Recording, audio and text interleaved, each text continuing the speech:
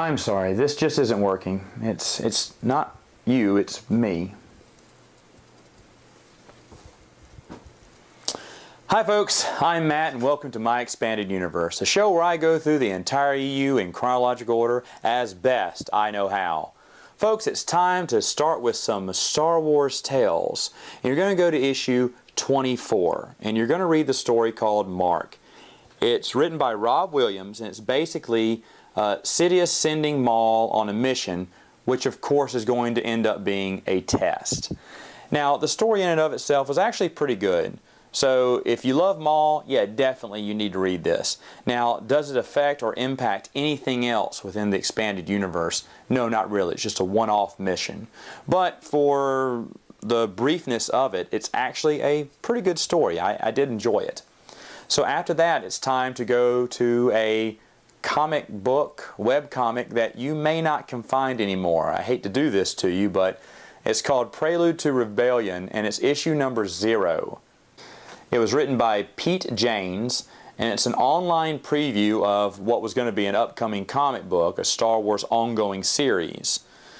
Now, in this one, the webcomic basically just showed you 6 panels, I think it was, 6 pages of a comic book. It's just Ki-Adi-Mundi fighting or practicing with a lightsaber. Not much, but that's why it was issue 0, right? What had happened though, the file to that online comic book had gotten corrupted and they never fixed it. They took it down from their site. People kept saying, hey, where is it? I want to read it again. Oh yeah, we're going to put it up. And they never did. So it disappeared. They didn't even put it in the trade paperback. So this is one of the rare issues where you have an issue 0 that didn't make it into the trade paperback. Usually stuff like Mara Jade, Hand of the Emperor 0, that went in the trade paperback. Same thing with Crimson Empire. But yet for some reason Prelude to Rebellion didn't get the same treatment. So it's out there missing. Now you can still find it kind of if you illegally download it somewhere and print it out. Anyway, is it worth your time to read? Is it necessary to read? Does it enhance the Prelude to the Rebellion comic book series? No, it doesn't do any of that. It's just a short little 6-page short story.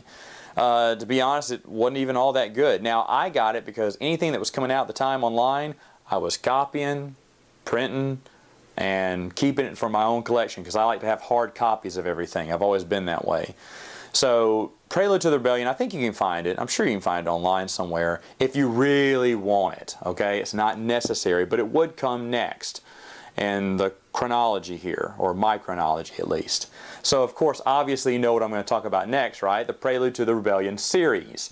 And it started off in Star Wars comics, issues 1 through 6. The first 6 issues of this ongoing series called just Star Wars.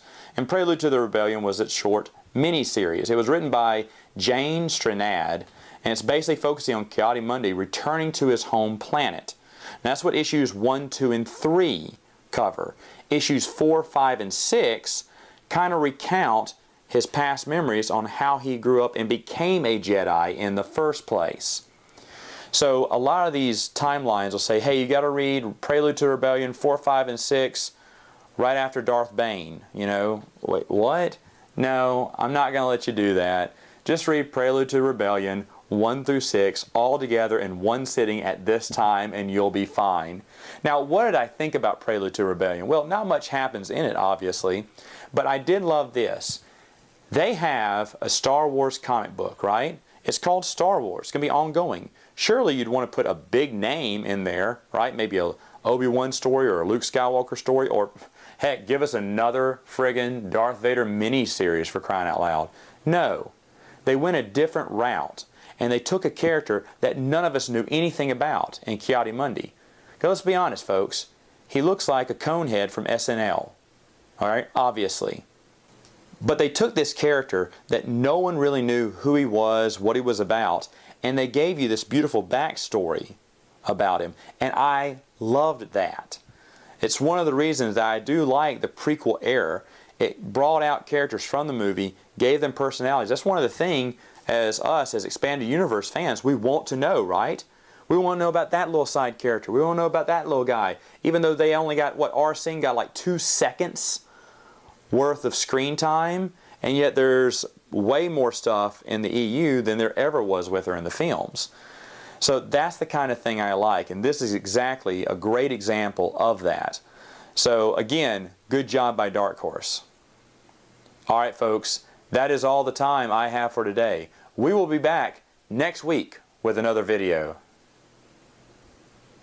And as far as your wisdom goes, you're no Qui-Gon Jinn.